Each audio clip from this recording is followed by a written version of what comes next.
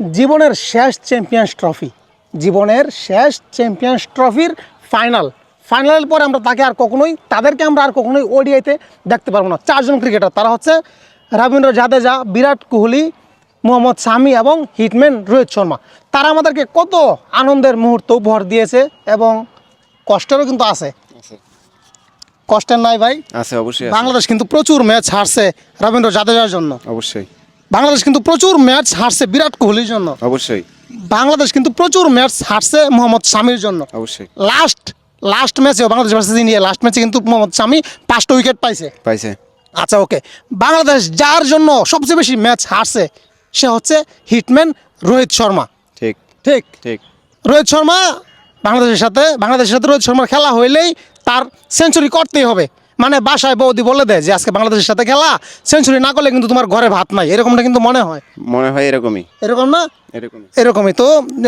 তারা আমাদেরকে অনেক আনন্দের মুহূর্ত উপহার দিয়েছে এবং কষ্টের মুহূর্ত কিন্তু উপহার দিয়েছে।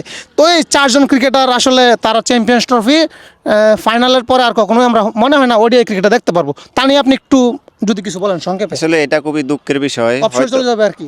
এটাই অনেক দুঃখের বিষয়, কারণ অনেকদিন ওদের খেলা দেখছি, অনেক ভালো লাগছে। শুধু আমরা হারছি বলেই তাদেরকে খারাপ ব্যবহার করবো বা খারাপ চোখে দেখবো, বিষয়টা এরকম না। অনেক স্মৃতি আছে ওদের সাথে জড়াইয়া। তো আমরা অনেক সময় মাঠে আসছে, আমরা দেখছি, খেলা দেখছি, ওদের ভালো ব্যবহার আছে অনেকই। তো এটা অবশ্যই একটা খারাপ লাগার বিষয়। হয়তো আমরা ওদেরকে আর দেখতে পাবো না।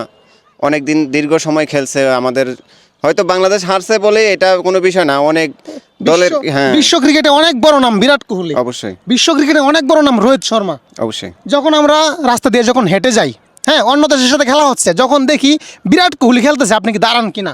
অবশ্যই দাঁড়াই। অবশ্যই। তো বিরাট কোহলি, রোহিত শর্মা, তারপরে হচ্ছে মোহাম্মদ শামি, রবীন্দ্র জাদেজা, তাদের জন্য এই হৃদয়ে থাকে অনেক অনেক ভালোবাসা থাকবে, শুভকামনা থাকবে তারা যেন সবসময় ভালো থাকে। অবশ্যই তারা যেন ভালো থাকে, দোয়া রইল।